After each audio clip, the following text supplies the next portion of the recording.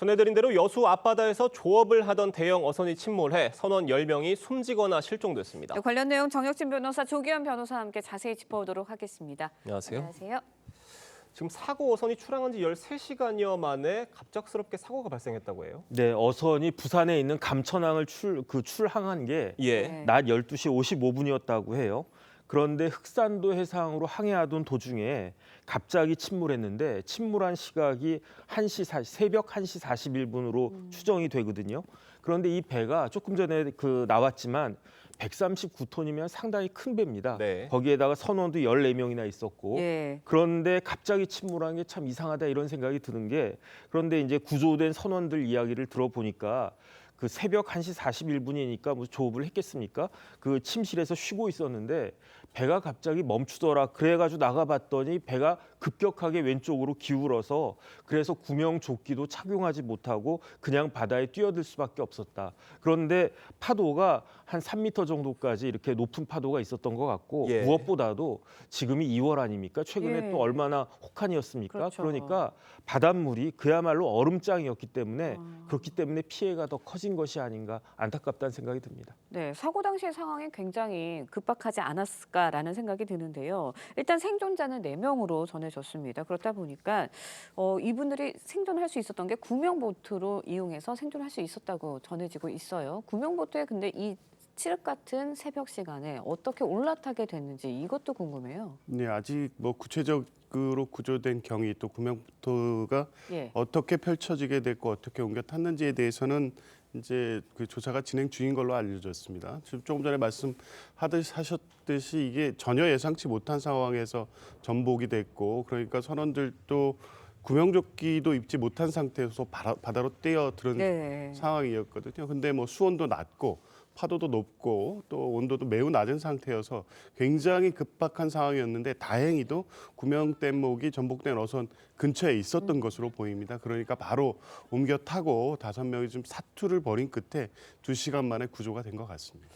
지금 사고 어선이 선단을 이뤄서 5척이 함께 조업을 했다고 하는데 이 주변에 다른 선박이 있었던 거 아니냐 이런 관측도 있는 것 같아요. 추측도. 그러니까 이번에는 그 서경호 혼자 출항한 것이 아니고 예. 같이 선단을 이루어서 나간 배들이 5척이니까 네. 이와 같이 어려운 상황에 처해졌을 때는 구조 요청을 하면 그 인근에 있는 다른 그 선박이 충분히 구조할 수 있는 것이 아닌가 이런 생각을 할 수 있었는데 그런데 서경호가 이상하게 다른 그 선단에다가 구조 요청을 하질 않았대요. 예. 그다음에 서경호 같이 큰 배에는 이렇게 해경에 자동적으로 조난 신호할 수 있는 그런 장치가 의무적으로 그 설치가 되어 있었을 것인데 해경에도 조난 신호가 없었다는 거죠. 그래서 어떻게 서경호 침몰이 알려지게 됐느냐? 선단에서 같이 레이더로 이렇게 쭉 보고 있지 않았겠습니까? 그런데 레이더 상에서 서경호가 갑자기 사라졌다는 거예요. 그러니까 오히려 먼저 연락을 취한 것이 서경호가 아니고 선단에 있는 다른 선원이 서경호의 연락을 취했는데 응답이 없으니까 네. 뭔가 일이 생겼구나 해서 오히려 그 다른 선단에서 해경에 구조 요청을 보낸 것인데 그래서 이제 4명이 구조가 됐긴 했지만 어쨌든 피해가 상당히 있었던 것 같습니다. 네, 구조 요청도 할 수 없었던 상황이 아닐까라는 생각도 좀 드는데 지난해요. 어선 전복으로 인한 사망자, 실종자 수가 총 119명으로 나타났습니다. 전년 대비해서 50%가 넘게 증가한 수치라고 하는데 해수부가 뭐 지난해 어선 관리 대책 마련을 하기는 했는데 이렇게 수치가 증가한 이유는 뭔가요? 저도 이번 사고 이후에 해수부 발표 자료를 보고 깜짝 놀랐는데요. 예. 최근에 이렇게 많은 어선이 사고로 인해서 많은 분들이 사망하거나 실종된다는 거를 좀 아시는 국민들이 많지 않으실 것 같습니다.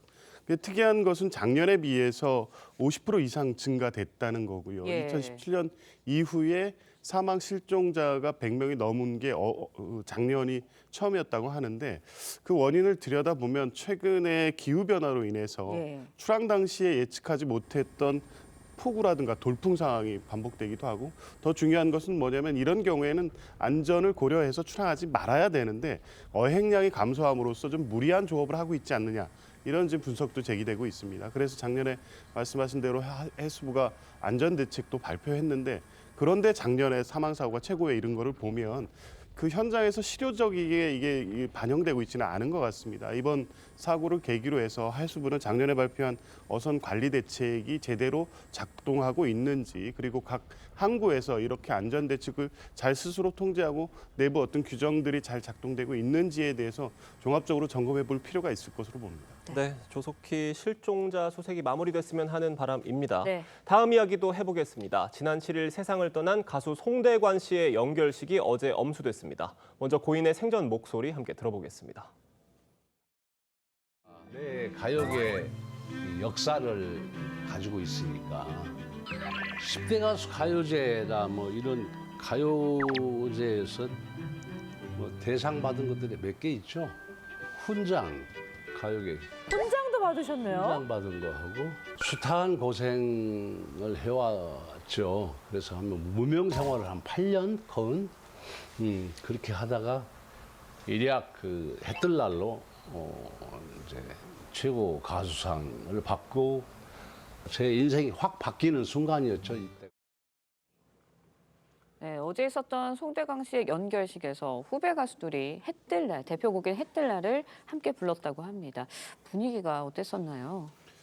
글쎄 이제 갑작스러운 비보니까 예. 가요계 선후배들도 꽤 많이 충격을 받고 슬픔에 잠겨 있는 것으로 보입니다.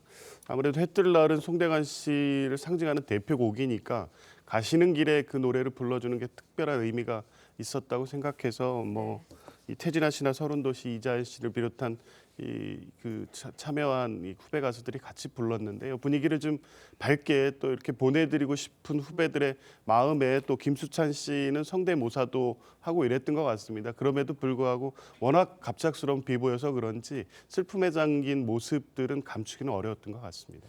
송대관 씨의 마지막 길에 함께한 태진아 씨의 목소리도 함께 들어보겠습니다. 형님, 올해 5월 8일 어버이날 우리 형님 또 라이벌 디너쇼 오랜만에 한번 하시죠. 그때 좋지. 네가 잡아라. 그 얘기 어지가 불과 이제 한 달이 채 안 됐는데 오늘 앞이 하나도 안 보이고 한쪽 날개를 완전히 잃은 거나 다름없어요. 태진아 씨 표정과 목소리가 굉장히 슬픔에 잠겨 있는 것으로 보이는데 어떻게 들으셨습니까? 글쎄요, 친한 지인이 갑자기 세상을 뜨면 예. 충격받지 않을 사람이 누가 있겠습니까? 그런데 누가 보더라도 그 송대관, 태진아 두 분은 라이벌 관계 아니겠습니까?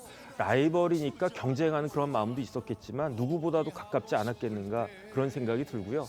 그 다음에 인기라고 하는 건요, 같이 올라가는 겁니다. 상승 작용이 있는 거기 때문에 예. 송대관이 있었기 때문에 태진아도 인기가 더 올라가는 것이 아닌가, 이러한 사실을 태진아 씨가 누구보다도 잘 알고 있었던 것이 아닌가, 그렇기 때문에 더 비통한 마음이 아닐까, 그렇게 생각이 됩니다. 네, 알겠습니다. 오늘 두 분 말씀은 여기까지 듣도록 하겠습니다. 감사합니다. 고맙습니다.